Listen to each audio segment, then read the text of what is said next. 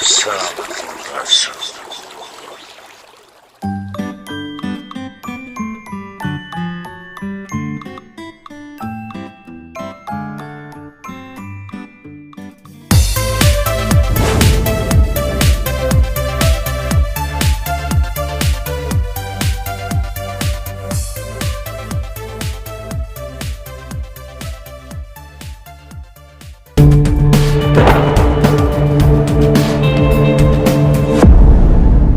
Nalasira.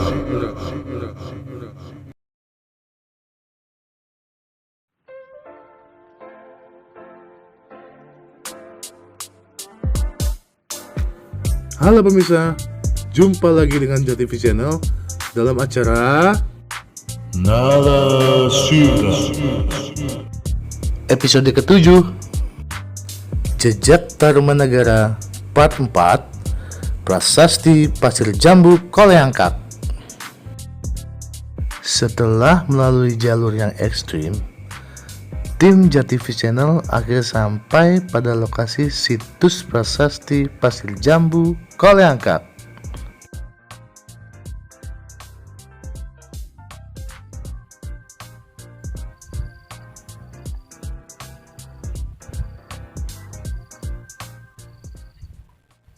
Assalamualaikum warahmatullahi wabarakatuh. Sampurasun. Bertemu lagi bersama kami Jati di channel Nalasira. Oke, teman-teman semua. Untuk episode kali ini, kami bersama tim Nalasira akan mengunjungi satu situs yang dimana berlokasi di Kecamatan Nanggung, di mana prasasti tersebut merupakan prasasti peninggalan dari Kerajaan Tarumanegara. Nah, bagaimanakah kisah-kisah yang terjadi di dalam prasasti itu? Apa fakta-fakta yang terjadi yang ada di dalam prasasti itu? Mari kita sama-sama telusuri ada apa saja di balik prasasti itu yang disebut dengan nama Prasasti Jambu. Oke, jadi kita tidak usah menunggu lama lagi, kita akan segera meluncur ke lokasi di Kecamatan Nanggung, Kabupaten Bogor. Tapi sebelumnya, jangan lupa untuk selalu mensupport channel kami agar semakin berkembang dengan subscribe, like, share, and comment, dan nyalakan lonceng notifikasinya. Oke, mari sama-sama kita menelusuri menuju ke lokasi Prasasti Jambu di Kecamatan Nanggung, Kabupaten Bogor. Check it out.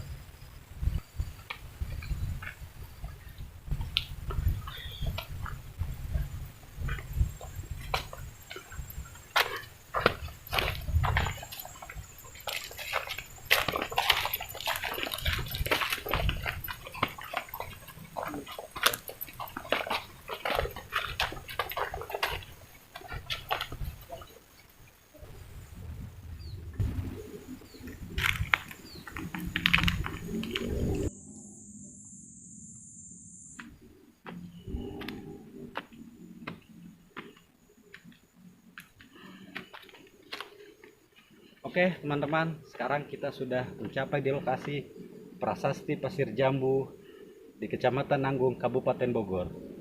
Dan bisa kita lihat di sini di mana lokasinya berada di atas bukit, di mana pemandangan dari sekitar wilayah dari Kecamatan Nanggung sangat terlihat, termasuk Gunung Halimun yang berada di dekat sini itu sangat terlihat sekali. Oke. Untuk selanjutnya, mari kita sama-sama melihat dan menggali informasi apa saja mengenai prasasti Jambu ini yang ditenggarai peninggalan dari Kerajaan Tarumanegara, yang dimana ada telapak dari kaki seorang Raja Tarumanegara yang begitu terkenal, yaitu Raja Purnawarman. Mari kita sama-sama.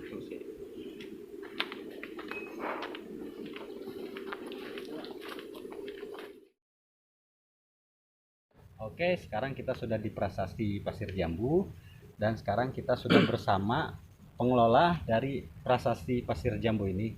Punten Pak, dengan Bapak siapa namanya? Bapak Waseh. Bapak Waseh. Ya. Bapak salah satu yang mengelola prasasti ini. Ya. Nah, gitu. Sudah cukup lama mungkin ya? Dari tahun 2015. Dari tahun 2015. Ya, saya pergantian dari kakak saya. Dari turun-temurun. Karena Terus saya yang sekarang mengelolanya. Oh gitu, baik. Kami dari JTV Channel Nalasira ya ingin menggali informasi mengenai prasasti Pasir Jambu ini, yang dimana yang nanti informasi ini dapat bermanfaat untuk kalian banyak. Oke. Boleh masuk? Silakan.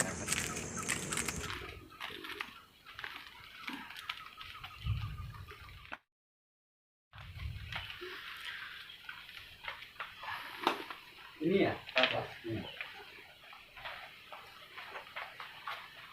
Oke teman-teman, inilah telapak kaki yang ditengarai bahwasanya ini adalah telapak kaki dari raja yang begitu tersohor pada zaman Kerajaan Tarumanegara, yaitu tapak kaki Raja Purnawaran. Betul ya? Betul. Mantap ya.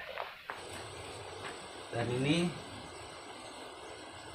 tertera tulisan mungkin ke bahasa tulisan Palawa atau Sanskerta, yang mungkin nanti apa terjemahan dari tulisan ini ya mungkin nanti bisa kita lihat dan kita dengarkan.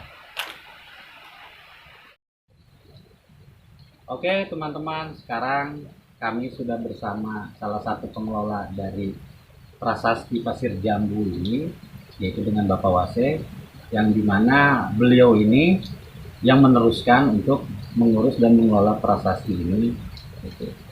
Yang selama ini ya setiap ada yang datang ke sini, pengunjung yang ke sini, ya beliaulah yang selalu melayani dengan sukarela dan senang hati. Karena di sini adalah tempat bersejarah peninggalan dari Kerajaan Tarumanegara, yang dimana ada telapak kaki dari seorang raja yang begitu tersohor, yaitu Raja Purnawarman. Nah, di dalam prasasti tersebut pun ada tulisan Palawa dengan berbahasa Sanskerta atau yang dikatakan Pak Wase itu adalah merupakan bait puisi, ya seperti itu. Nah, jadi untuk tindak lanjutnya histori dari prasasti ini seperti apa, ya mungkin sama-sama kita bisa langsung mewawancari dengan Pak Wase ini. Oke Pak Wase, Ya. jadi awal mulanya ini ditemukannya oleh orang Belanda itu ya? Ya, sama orang Belanda yang bernama Jonathan Dick pada tahun 1850. 1854. Nah, untuk tulisannya sendiri itu saya bait puisinya atau berisinya mengenai apa?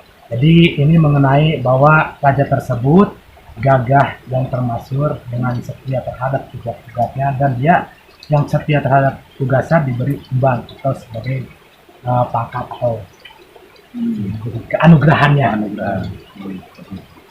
Jadi syair tulisan yang tertera di situ ya dalam artian mengenai bahwasanya kemasyhuran dari seorang Raja Purnawarman, yaitu salah satu raja dari Tarumanegara itu ya. Dan dia jujur, ada tugas-tugasnya, ada itu dia memberikan dua bait puisi tersebut agar bisa dilalui sama masyarakat. Ya mungkin ini pada saat awal diketemukan memang posisinya ada di sini atau tidak Pak? Pada saat itu emang pada awalnya itu belum terkemukakan semua, masih ada dalam sedikit-sedikit tertutup. Nah makanya itu pas waktu dilaporkan ke dinas baru ada pemugaran. Nah ini batunya ini terletaknya emang posisinya seperti di sini aja. Jadi memang dari awal diketemukan dan diriset posisi batu ini nggak berubah, memang ada di sini. Nggak berubah seperti ini. Jadi ini bisa katakan seperti perbukitan lah. Ya dulu itu kan ini gunung, seperti gunung. Yang pasti bahwasanya teman-teman, dari awal mula diketemukan prasasti ini posisinya tidak berubah dan tetap di sini. Nah, seiring berjalannya waktu, prasasti ini yang mengalami pemugaran untuk tempatnya lebih dikelola lagi. Agar apa? Agar kita semua sebagai generasi penerus bangsa tidak lupa akan peninggalan sejarah-sejarah terdahulu, termasuk salah satunya adalah prasasti Tarumanegara, yang dimana salah satu kerajaan tertua yang ada di Pulau Jawa ini. Kalau untuk awal namanya ini, kenapa Pak dinamakan ini Prasasti Pasir Jambu ini? Nah ini yang bernamakan Prasasti Pasir Jambu ya. Prasasti Pasir Jambu ini karena wilayahnya udah terletak di PT Sading Jambu. Di PT Ya, Sading ini Jambu. PT Sading Jambu karena ini pada saat itu banyak perkebunan, ada perkebunan jambu, perkebunan karet di sini dulu itu, karena makanya dinamakan Prasasti Pasir Jambu. Oh, jadi memang pada saat dulunya itu memang di sini merupakan pegunungan yang begitu banyak dengan perkebunan, yang dimana dikuasai dalam artiannya dikelola oleh PT Sadeng Jambu ini, wilayahnya itu ya mungkin dalam artiannya di sini banyak perkebunan jambu gitu, sehingga dinamakanlah namanya Prasasti Jambu. Pasir Jambu karena berdasarkan wilayah diketemukannya. Oh, seperti itu. Jadi kenapa dinamakannya Prasasti Pasir Jambu, yaitu karena posisi si batu prasasti ini ditemukan itu berada di wilayah perkebunan jambu. Seperti itu, teman-teman. Selain dari prasasti ini, di sini ada apa lagi nih? Ada batu megalitik. Oh, boleh kita lihat ke sana, Boleh. Pak. Mari.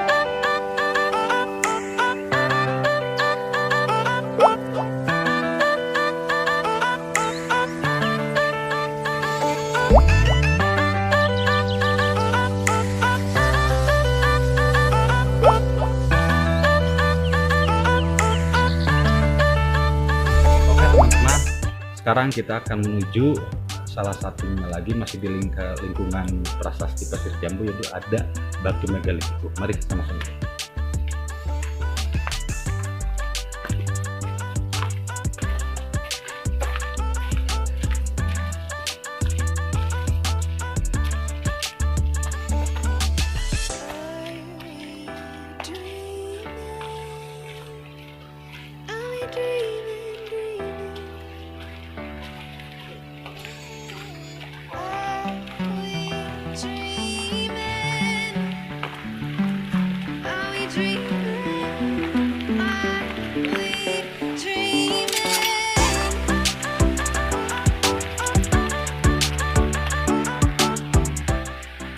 Oke teman-teman, ini masih di sekitaran Prasasti Pasir Jambu.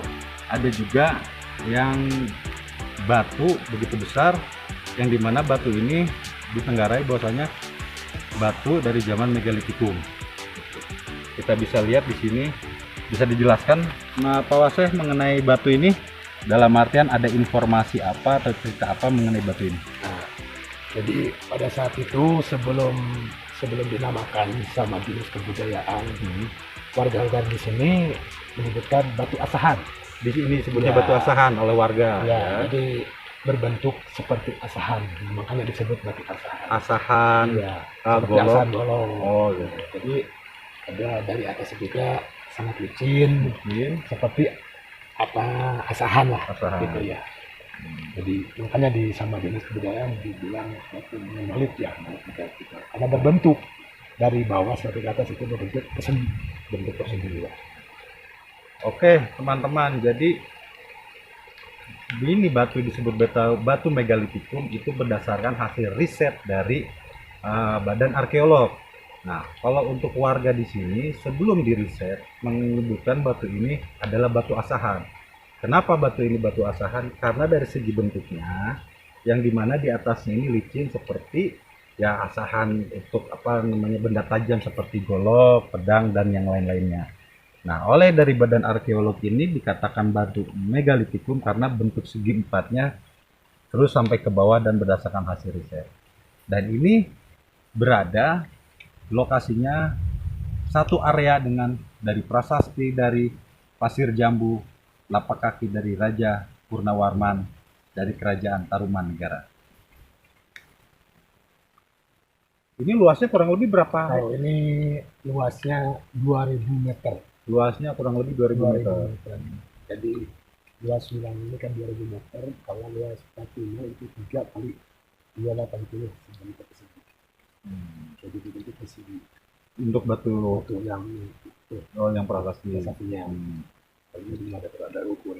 Kalau ini lebih tua. Karena nomor itu jadi dilibatkan warga di sini bilangnya untuk pengasahan pedang. Pengasahan pedang.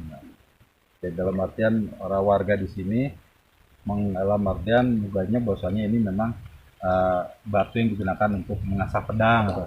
Ya mungkin dikarenakan orang-orang dulu kan mungkin tinggi-tinggi, besar-besar ya. Jadi memang kalau dalam artiannya diperkirakan atau diduga asahan buat mengasah mungkin bisa agak masuk di akal. Karena ini benar-benar licin juga ini. Karena di sininya sangat licin sekali. Karena ini kelicinannya gini juga bukan dengan dibuat-buat ini. Emang dari dulu juga udah licin, pasti ketemukannya juga ini. Ya memang kelihatan dari teksturnya, tekstur batunya sendiri. Oke, ini dari tekstur batunya sendiri di sininya agak nggak terlalu licin ya, agak keset. Nah di ini licin, gitu. Jadi licin, jadi memang seperti bekas asahan, seperti itu. Nah jadi memang pada saat diketemukan belum tidak ada perubahan sampai sekarang untuk batunya ini, bahwasanya di sininya licin, di sininya tidak